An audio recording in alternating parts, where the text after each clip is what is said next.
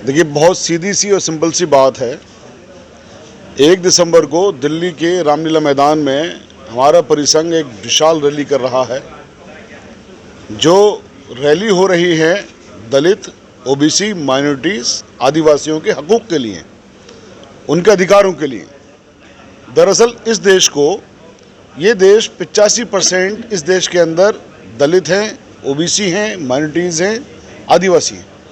इनको छिन भिन किया गया, इनको ख़त्म किया गया है, इनको दमन किया गया, इनका शोषण किया गया है। तो इनका शोषणकारी नीतियाँ आज भी चल रही हैं, कभी किसी नाम से, कभी किसी नाम से। अभी ये एक नई चीज़ लेके आए हैं कि साहब हम वक्फ को अमेंडमेंट करेंगे। वक्फ को हम जो वक्फ बिल लेके आ रहे हैं अमेंड करने के लिए, बेसिकली ये वक्फ को हड़पने की इनकी कोशिशें हैं। गुलाम तो ऑलरेडी बनाए हुआ है वक्फ को हड़पने की कोशिशें हैं। और अगर वक्फ को हड़प लिया गया तो सोचिए आप कि इस देश के 15% लोगों के पास में मस्जिदें नहीं होंगी, दरगाहें नहीं होंगी, खानकाहें नहीं होंगी, कब्रिस्तान नहीं होंगे। तो ये लड़ाई हमारे वजूद की लड़ाई है। ये लड़ाई हम अकेले नहीं लड़ना चाहते हैं, हम लड़ाई अपने दलित भाइयों के साथ मिलकर लड़ना चाहते हैं। क्योंकि दलित भाइयों की जो लड़ाई है रिजर्वेशन की, 50% से ज़्यादा हो, उसमें हम उनके साथ हैं। हम ओबीसी की जो लड़ाई है, जातीय जनगणना होगी तभी ओबीसी को हक मिलेगा, हम उनके साथ हैं। तो ये बेसिकली लड़ाई हम सबकी लड़ाई है, आदिवासियों की लड़ाई है। इसलिए इस लड़ाई को हम जम करके मजबूती के साथ लड़ना चाहते हैं। जो अमित शाह का जो सवाल अभी उन्होंने किया, जो ऐलान किया कि डंके की चोट पे हम इसको बिल को लेके आएंगे, हम यहाँ पर ये बताना चाहते हैं कि उस डंके को हम ख़त्म करने का काम करेंगे। उस डंके को ही हम ख़त्म करने का काम करेंगे जिस डंके की चोट की वो बात करते हैं।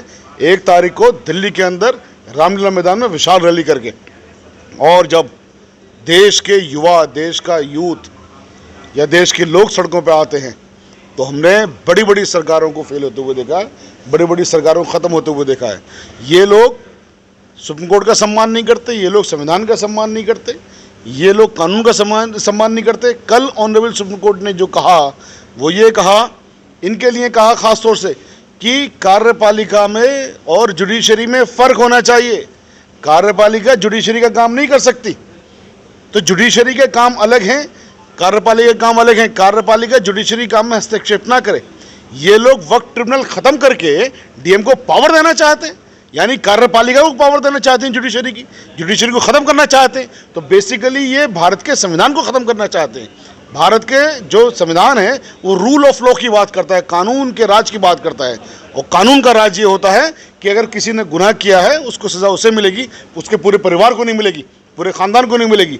लेकिन ये लोग बुलडोजर की कार्रवाई करके पूरे ख़ानदान को, पूरे परिवार को, पूरे रिश्तेदारों को पनिश करने का काम करते हैं। तो बेसिकली ये लोग कानून के मुताबिक नहीं चलते हैं, ये लोग कानून की हत्या करने वाले लोग हैं। ऐसे हत्यारों को सरकारों से उखाड़ फेंकने का वक्त है। जो लोग संवैधानिक पदों पर होते हुए बात करते हैं कि हम डंके की चोट पे ये कर देंगे, भाई माफिया हो क्या? डंके की चोट पे आप भाषा देखिए क्या बात कर रहे हैं। आपके पास अगर पार्लियामेंट के अंदर ताकत है तो आप कहेंगे डंके की चोट पर, तो लोगों की कोई ताकत नहीं है क्या?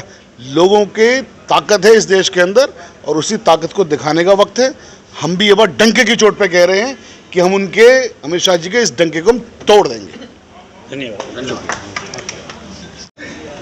आज एक ही पैगाम देना है, वो यह है कि दलित, ओबीसी, माइनॉरिटी, आदिवासी, ये बहुजन समाज के लोग हैं, इनको एक होना चाहिए सामाजिक रूप से। और जो संविधान खतरे में है उसको बचाने के लिए बिना न्यायपालिका के कार्यवाही के किसी का घर गिरा दिया जाए, बुलडोजर चला दिया जाए, तो सीधा एग्जीक्यूटिव जो कार्यपालिका है सीधा उसका एक्शन हो जाता है।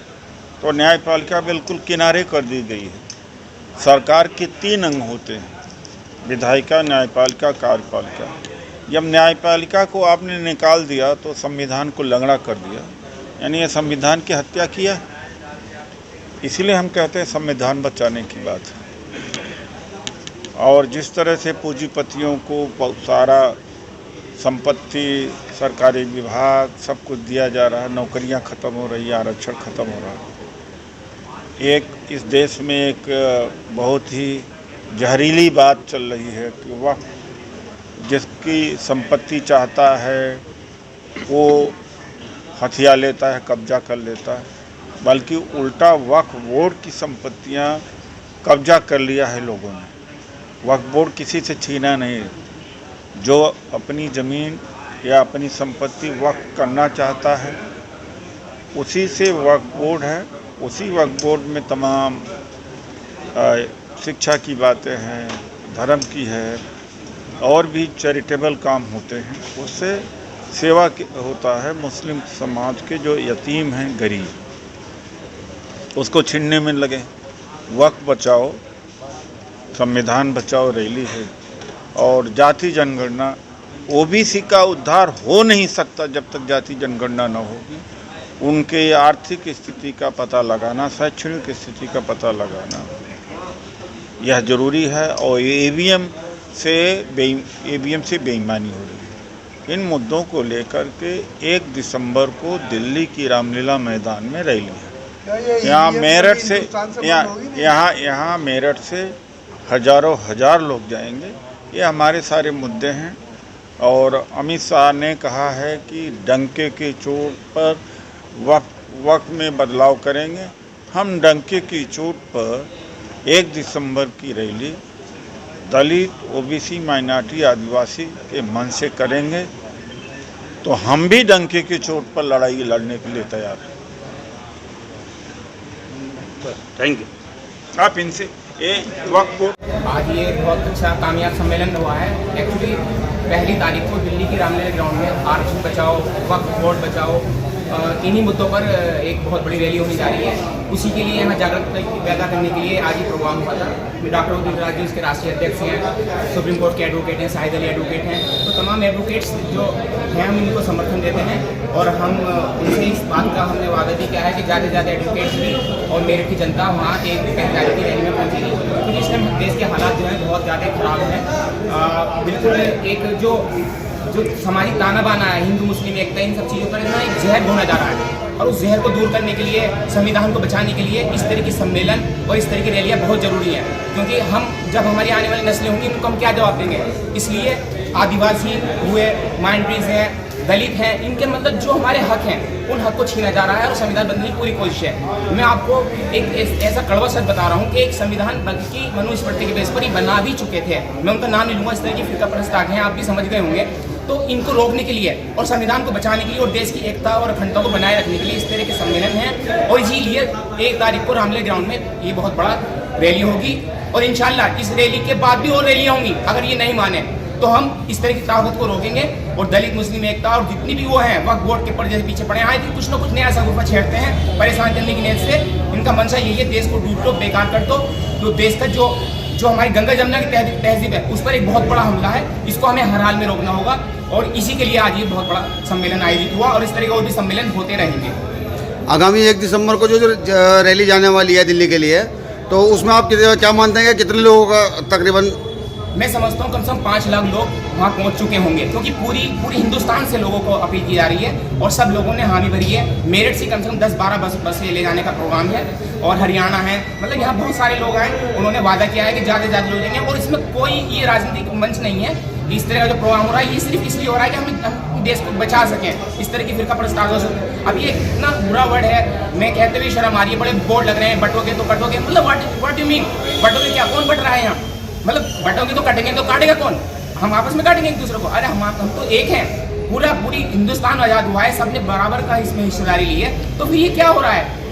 कौन बट रहा है? तो हमें इसको एक होना पड़ेगा, तमाम लोगों को एक होना पड़ेगा। जो सिर्फ सियासत के लिए इस तरह का काम हो रहा है, इससे पूरी हिंदुस्तान बर्बाद हो जाएगा, एक और बंटवारे की तरफ पहुंच जाएगा, जो बिल्कुल भी सही नहीं होगा।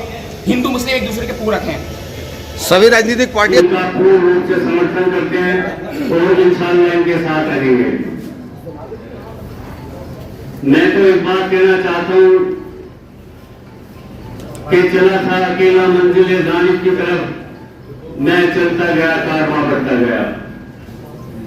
लेकिन यहां तो इनके साथ पहले से ही बहुत बड़ा कारवां मौजूद है। एडवोकेट शाहिद साहब से मैं कहना चाहूंगा कि जो आपने डॉक्टर साहब के साथ मिलकर ये काम क्या है, इंशाल्लाह मेरठ का बच्चा बच्चा आपके साथ है। आप 1 तारीख को प्रोग्राम कीजिए, इंशाल्लाह सबसे ज्यादा भीड़ आपको मेरठ की मिलेगी। यहाँ हम सब आपके साथ हैं। अल्लाह हाफिज। बहुत बहुत शुक्रिया शकील भाई। बताया जा रहा है कि 1 तारीख को रामलीला मैदान के अंदर बड़ी महारैली बिंद्राज साहब करने जा रहे हैं, जिसके अंदर संविधान बचाओ, वक्त तरमीमी बिल के खिलाफ,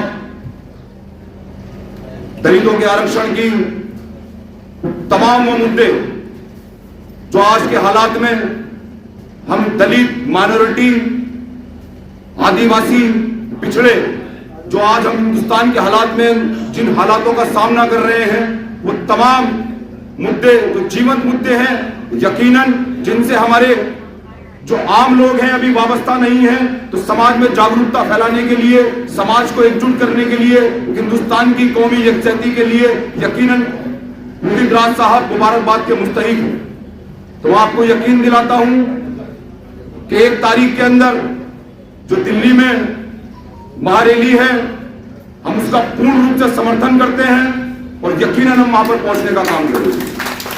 जरूरत क्या है? जरूरत क्या है?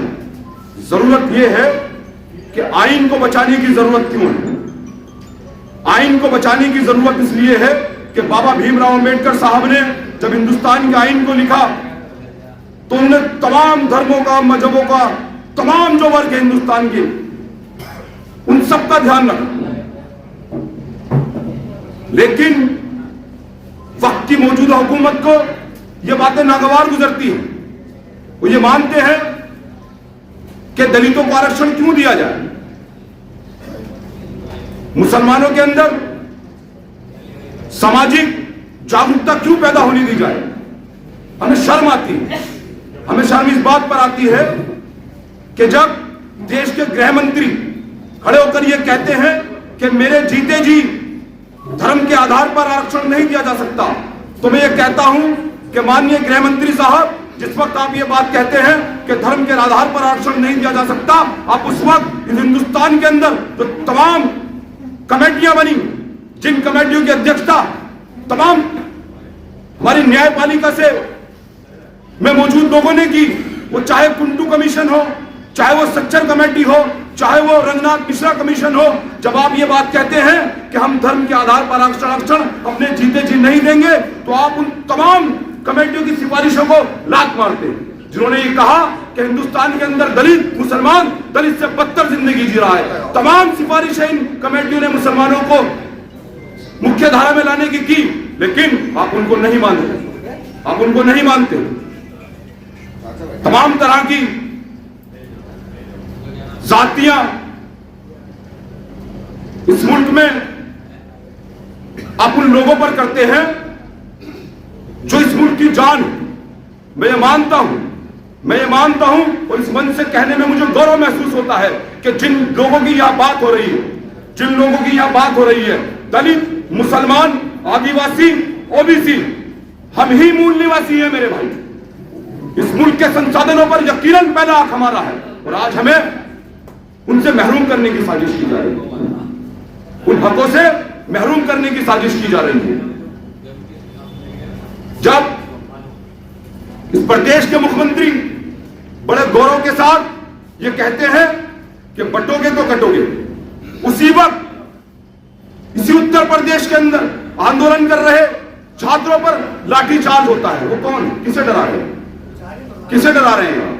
मैं ये कहना चाहता हूं, समझिए, हम यहां जो मौजूद हैं, हम इसलिए यहां मौजूद हैं कि हम हिंदुस्तान के अंदर जो हिंदुस्तान का आईन है, जो हिंदुस्तान के आईन का मफहूम है, जो हिंदुस्तान के आईन ने हमें हक दिए हैं, जो हिंदुस्तान का आईन तमाम हमें बराबरी की बात करता है, और यकीनन हिंदुस्तान के आईन के साथ साथ मैं बहैसियत मुसलमान यहां मौजूद हूं और मेरा इस्लाम मुझे मसावात का दर्ज देता है, मेरा इस्लाम मुझे बराबरी का दर्ज देता है। तो उस दर्ज को मानते हुए, हिंदुस्तान के आईन को समझते हुए हम सबको बराबर होकर चलना है। आज की जो सरकारें हैं, जो सरकार आपका और हमारा दमन करना चाहती है, हमें इनसे मिलकर लड़ने की जरूरत है।